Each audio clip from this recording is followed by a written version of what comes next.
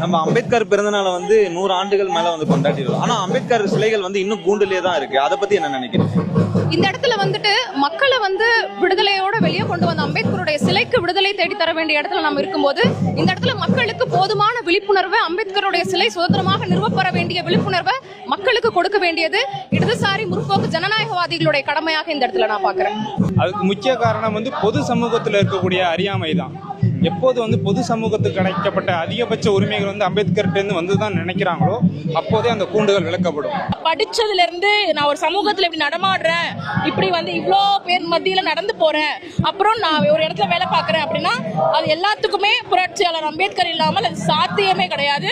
இன்னைக்கு எங்க கையில பேனா கொடுத்ததும் அவர் தான், உங்க கையில மைக் கொடுத்ததும் அவர் தான். சிலைகள் கூண்டில் இருப்பதுக்கு காரணம் சிலைகள் உடைப்பவர்கள் அப்படிங்கிறத விட படித்தவங்க அப்படின்னு சொல்லிட்டு ரொம்ப அமைதியாக இருக்காங்க இல்லையா, இந்த அமைதி தான் அதற்கு பிரச்சனைன்னு நினைக்கிறேன். நம்ம அம்பேத்கர் பிறந்தநாளை வந்து 100 ஆண்டுகள் மேல வந்து கொண்டாடிடுவோம். ஆனா அம்பேத்கர் சிலைகள் வந்து இன்னும் கூண்டுலயே தான் இருக்கு. அதை பத்தி என்ன நினைக்கிறீங்க?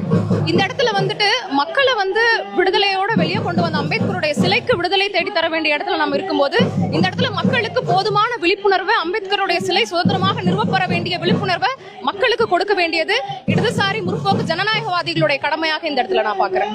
அதுக்கு முக்கிய காரணம் பொது சமூகத்தில் இருக்கக்கூடிய அறியாமை தான்.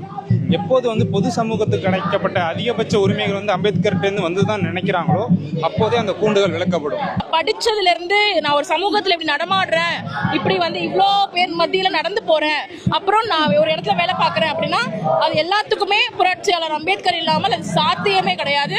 இன்னைக்கு எங்க கையில பேனா கொடுத்ததும் அவர் தான், உங்க கையில மைக் கொடுத்ததும் அவர் தான். சிலைகள் கூண்டில் இருப்பதுக்கு காரணம் சிலைகள் உடைப்பவர்கள் அப்படிங்கிறத விட படித்தவங்க அப்படின்னு சொல்லிட்டு ரொம்ப அமைதியாக இருக்காங்க இல்லையா, இந்த அமைதி தான் அதற்கு பிரச்சனைன்னு நினைக்கிறேன். இந்த